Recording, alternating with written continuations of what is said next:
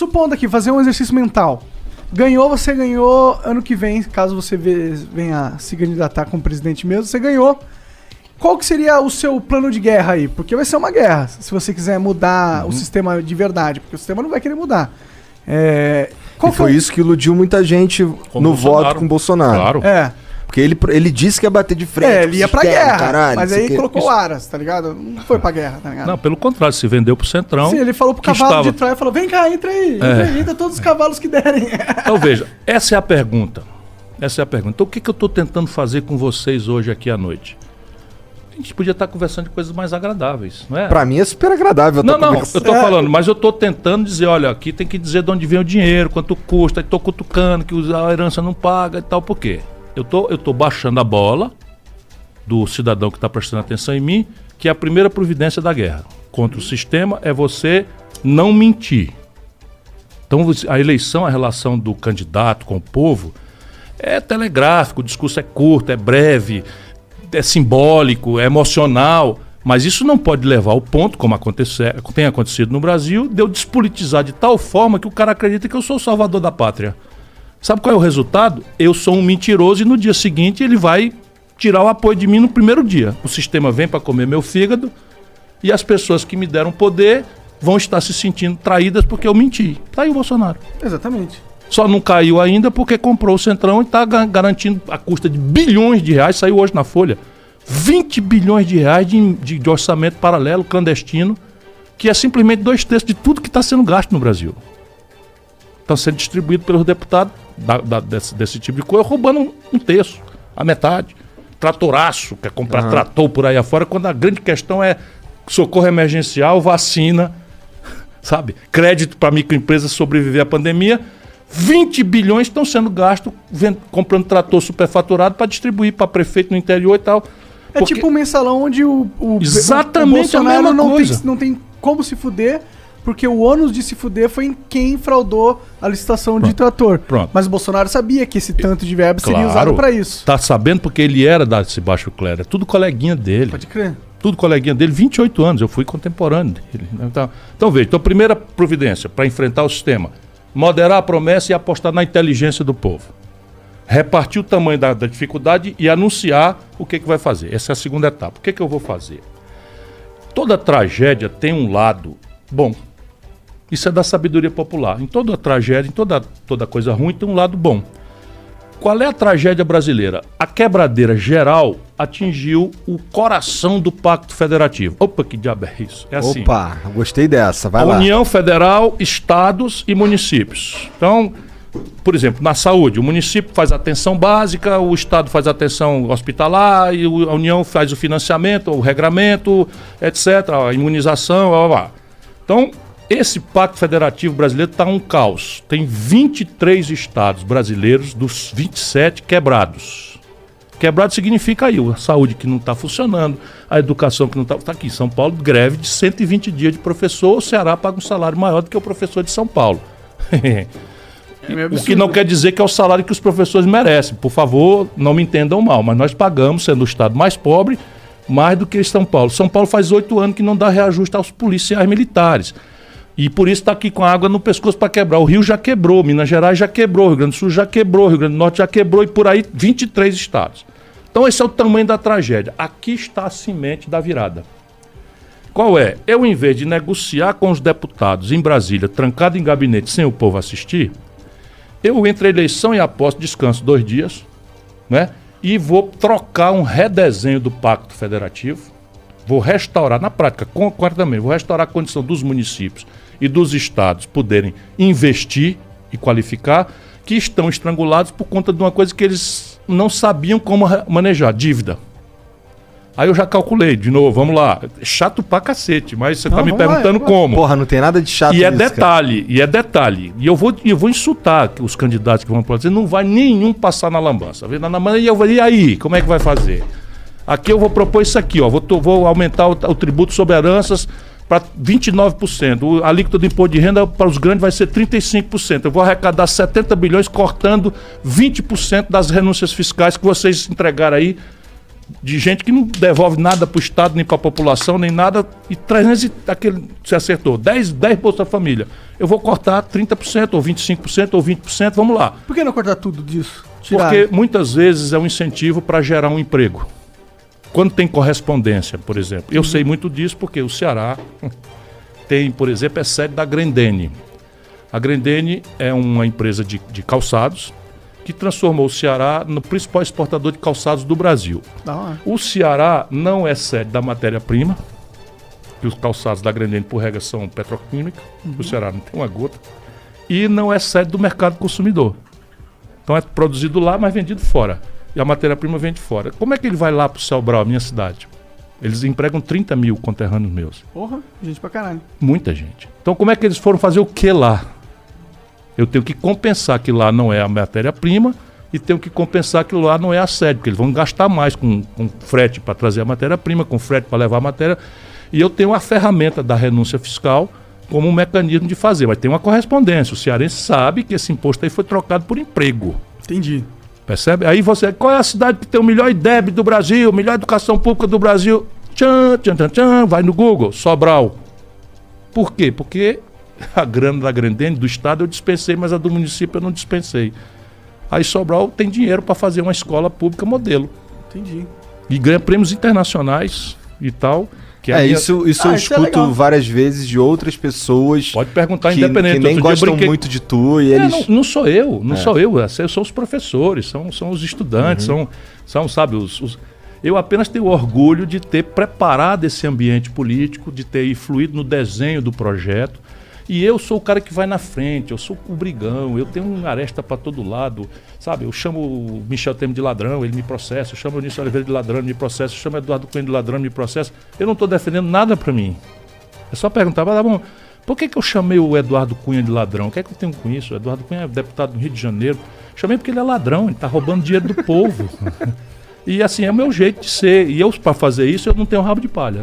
40 anos, nunca fui processado, nunca respondi por nada, nem o mal feito, nem para ser absolvido. Nada mais é do que a minha obrigação. Mas voltando, então, eu pego o Pacto Federativo, chamo os governadores, não interessa se são do meu partido ou não. Essa é a chave. E eu vou dizer para eles, eu vou restaurar a condição do Rio Grande do Sul de voltar a investir. Vou restaurar a condição de São Paulo. Como? 600 bilhões é a dívida de vocês, tudinho comigo, governo federal. 80% disso é São Paulo, Rio, Minas e Rio Grande do Sul. 4 estados. 8 vezes 6, 14. Então, assim, 400, não, como é? 6 vezes 8, 48. 480 dos 600 bilhões são 4 estados, que tem já uma boa parte da maioria do Congresso brasileiro. Os outros são só 200, que tem mais da metade do Congresso. Então eu vou chamar os outros para começar, que são os mais pobres, os menores, os pequenos. Vou dizer, vamos lá, vamos mudar o Brasil? Vamos, tá aqui, eu reestruturo a dívida, não vou dispensar, vou reestruturar a dívida. Vocês iam pagar para mim R$1 bilhão esse ano, vamos pagar só 100 milhões. Os 900 milhões vocês vão investir dentro de um projeto que nós vamos discutir a prioridade. A prioridade para mim é educação. Mas eu topo se você quiser fazer saúde. Mas eu não topo se você quiser fazer ponte luminosa. Aí eu não topo. É uma coisa de planejamento partilhado. Eu não vou impor, mas vou dar uma linha de prioridade para ter coerência. Saneamento básico, topo. Moradia popular, topo também. Por quê? Porque eu resolvo quatro assuntos de uma só cajadada. O emprego. E resolvo o problema de saúde, né? Do saneamento básico na porta do cidadão, do aluguel, do papel da casa, das periferias todas. Ninguém tem papel da casa, não pode ser cidadão, não pode tomar um empréstimo, não pode dar garantia. Todas as coisas que eu já fiz. Funciona, né? Funciona para valer, né? Eu digo, eu quero ter uma chance porque eu sou treinado. Eu estou me apresentando, por favor, não pense que é autoelogio, não, mas né, o cara tem que se exibir um pouquinho. Mas esses 900 milhões aí... Pronto, aí vira o quê? Vira uma dívida do Estado com outro prazo. Ele vai continuar devendo, só que com outro prazo. E esse milhão agora, em vez de ir para a União Federal, vai ficar com ele. E não vai fazer uma falta imediata para a União? Vai. Aí eu tenho que dizer como é que eu vou resolver o problema da falta para a União. Aí o que eu vou fazer? Pego 300 bilhões, 340 bilhões, 330 bilhões de renúncia fiscal, corto 25%. Aí eu pego o tributo sobre heranças, que é de 4%, eu vou fazer uma escala. Eu pego o ITR, vou falar baixinho aqui para eles não ficarem muito zangados comigo. Sabe o que é o ITR? Não. Imposto Territorial Rural, que é o IPTU do campo. Tá. Pois bem, o Brasilzão, fazenda brasileira, a grande fazenda do mundo do agronegócio, que lucra loucamente, recolhe de imposto territorial rural menos do que a cidade de São Paulo recorre de IPTU. Porra. É assim.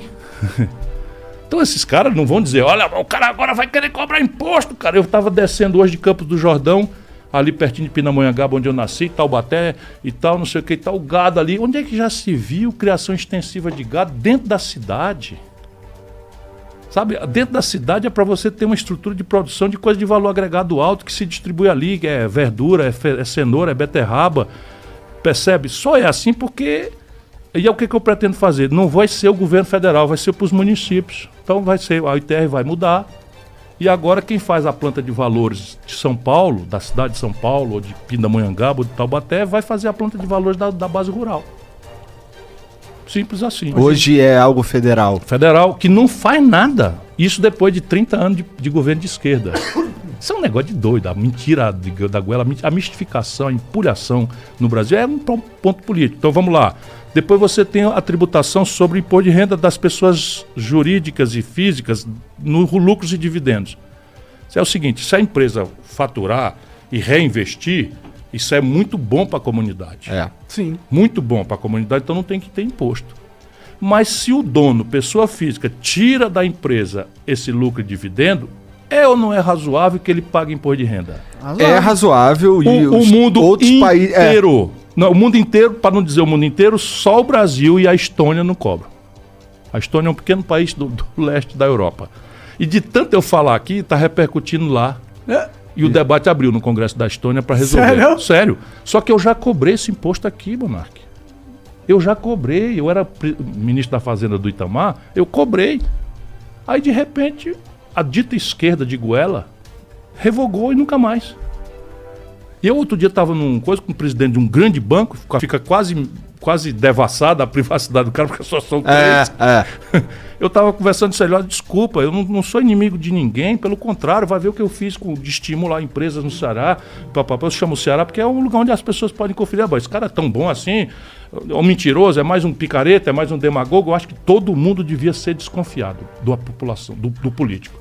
E procurar. Hoje tem o Google, cara. Hoje é bem mais fácil. Na minha época não tinha Google, você imagina. Hoje tem o Google. O cara disse que a escola do Ceará agora tem cota para rico. Sabia? Cota para rico? Cota para rico.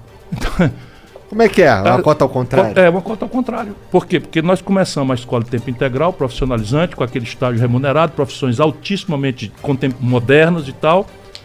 E como a gente não podia fazer para todo mundo ao mesmo tempo, começamos a dar uma prioridade, que é a nossa lógica. Que é o seguinte, só pode entrar nessa escola, que é um prédio espetacular, e tem tela de cristal líquido em algumas, e tem laboratório de ponta, e tem tudo. Uma escola, se procurar a melhor escola de São Paulo, e compara. Vai no Google, quem estiver desconfiando, né? No sertão do Ceará, então nos lugares mais pobres, nós metemos lá e com a condição, só pode entrar nela quem vem da escola pública. Que era uma forma de dar prioridade ao pobre. Ah, legal. Aí o Ministério Público foi dizer, isso está errado, é inconstitucional. A escola pública tem que ser de acesso a todos. Aí nós ficamos ali e tal, tá bom. Mas vamos dar prioridade para os pobres? Vamos. Então vamos fazer um termo de ajuste de conduta, que é um TAC, feito com o Ministério Público, que deu uma cota para rico. Quanto que é a cota de rico? 20%. Entendi. Ah, legal. Porra, eu acho isso incrível, porque se a gente for falar do ensino superior no Brasil... Um desastre, dá vontade de chorar. A maioria dos caras que estudam nas melhores universidades públicas são os ricos, né? E a maioria dos que estão inadimplentes com fiéis são os pobres. Mas e aí, a gente tava naquele negócio do, tipo, chegou lá a guerra... Pronto, aí tava fazendo as propostas. Federativo. Então, mas eu troco o Pacto Federativo, eu vou construir uma mediação de atacado para substituir esse varejo corrupto. Uhum. Em que você se acerta com o bandido para o bandido não... De forma bandida para o bandido não perseguir tua bandidagem. Isso é um negócio que não deu certo. Sim. Por quê? Eu tenho muita experiência. Deu certo, eles estavam todos com a Dilma. A Dilma caiu. Deu certo, eles estavam todos com o Collor. O Collor caiu. Deu certo com o Lula, que estavam todos com o Lula. Ou o senhor Roberto Jefferson teve o Correio. O Valdemar Costa Neto estava no DENIT. O Renan Calheiros estava na própria Petrobras, o Sérgio Machado na Petrobras, o Eduardo Cunha, o Lula deu Furnas, o Gedel daqueles 51 milhões. Entra no Google aí, irmão.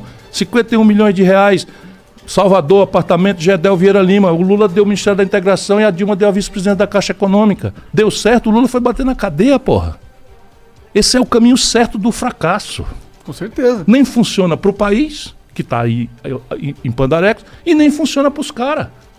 O que vai funcionar é outro caminho. O Itamar funcionou. Eu fui ministro do Itamar. Não teve um escândalo. Eu fui governador, não tive um escândalo.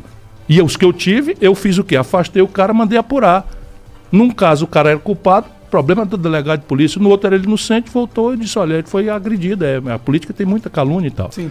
Então, veja, consertar o Pacto Federativo em troca de uma refundação do Pacto Constitucional Brasileiro, da reforma do país. São 3 assuntos. O financiamento, que é a questão fiscal, a reforma política, né, e a